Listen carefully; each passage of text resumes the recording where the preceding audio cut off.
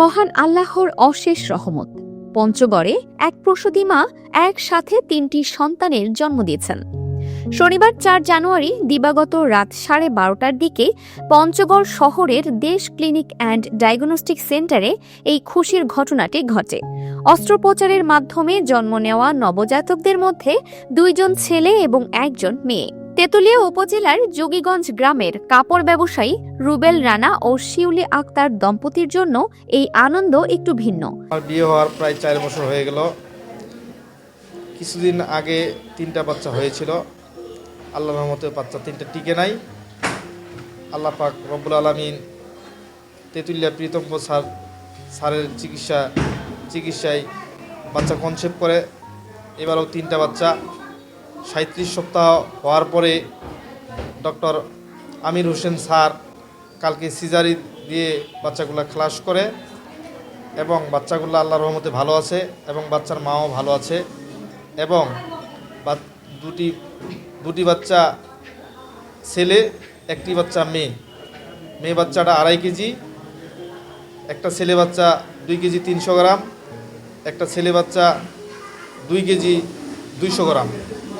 আল্লাহর রহমতে এখন পঞ্চগড় সদর হাসপাতালে চিকিৎসাধীন অবস্থায় আছে, খুব ভালো আছে, কোনো সমস্যা নেই।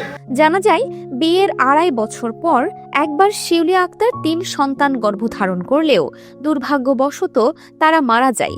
তবে এবার আল্লাহ তাদের কোল পূর্ণ করে দিয়েছেন।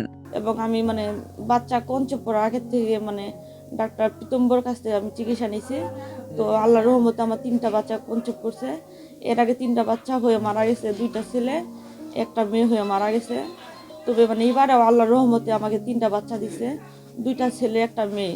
তবে বাচ্চাদের দেখে আমার আনন্দে একদম মনটা ভরে গেছে। তো আগের কষ্টের কথা মনে হয় না এখন আর কষ্ট। ওইটাই সবার কাছে আমার বাচ্চাদের জন্য দোয়া চাচ্ছি এবং সবাই যাতে আমার বাচ্চাদের পাশে থাকে ওইটাই কামনা করছি।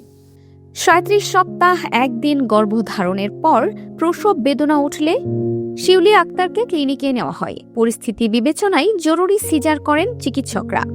জন্ম নেওয়া শিশু কন্যাটির ওজন 2 কেজি 500 গ্রাম।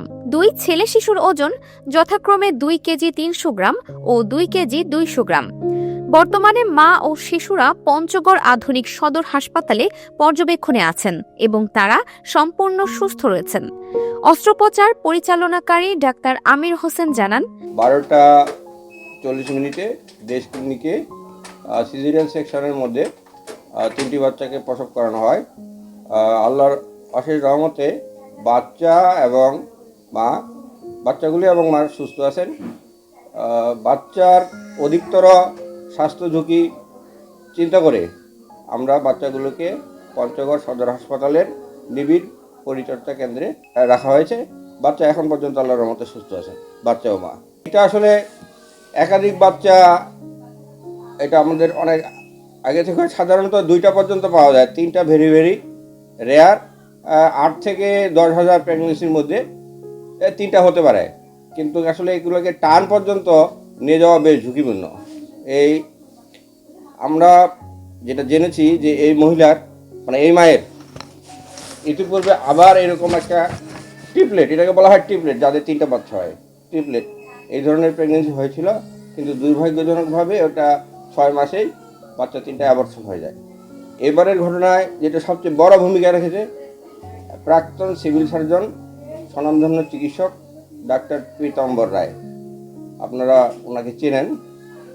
উনি প্রেগনেন্সির 2 মাস থেকে কঠোর পর্যবেক্ষণের মাধ্যমে কালকের দিন পর্যন্ত রুগীকে নিয়ে এসেছেন এবং আমরা ওনার অনুরোধে এবং রুগীর আমাদের প্রতি আস্থা থাকার কারণে আমরা 12:40 সিজারিয়ান সেকশন করার জন্য রুগী ওটিতে নিয়ে যাই এবং ইনশাল্লাহ 1:20 মধ্যে আমরা সিজারিয়ান সেকশন সম্পন্ন করতে সমর্থ হই।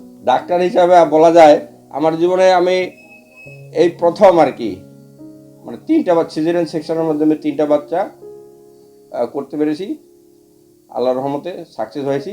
এটা অনুভূতি কিভাবে প্রকাশ করব এটা বলতে পারছি না। মনে হচ্ছে যে সৃষ্টিকর্তা আমার ডাক্তার হওয়াই উচিত ছিল বলে ডাক্তার করেছেন। এই ধরনের অপারেশন তো অবশ্যই ঝুঁকিপূর্ণ, সেই জন্যে আমরা এই ধরনের টিম রেখেছিলাম। এখানকার যে সবচেয়ে ভালো অভিজ্ঞ অজ্ঞানকারী ডাক্তার মনসুর আলম, ওনার সহায়তায় এখানে যেটা হয় যে মায়ের অনেক রক্তক্ষরণ হতে পারে। এটা ছাড়াও পেট এবং বুকের মধ্যে যে একটা অ্যাডাপ্টেশন দীর্ঘদিন থেকে হয়ে আছে, হঠাৎ করে 3টা বাচ্চা আউট করার ফলে বুকে পালমোনারি এডিমা কিংবা শ্বাসকষ্ট এই ধরনের একটা সমস্যা হওয়ার ঝুঁকি থাকে এবং অনেক ক্ষেত্রেই দেখা যায় যে মাতৃমৃত্যু পর্যন্ত হয়ে যেতে পারে। ইনশাল্লাহ আমাদের এরকম কোনো ঘটনা ঘটেনি। দীর্ঘ প্রচেষ্টার পর মা ও 3টি শিশুকে সুস্থভাবে পৃথিবীর আলো দেখাতে পেরে চিকিৎসক হিসেবে তিনিও আনন্দিত। সন্তানদের সুস্থতায় পরিবারে এখন খুশির জোয়ার। Multimedia desk, Dinajpur TV.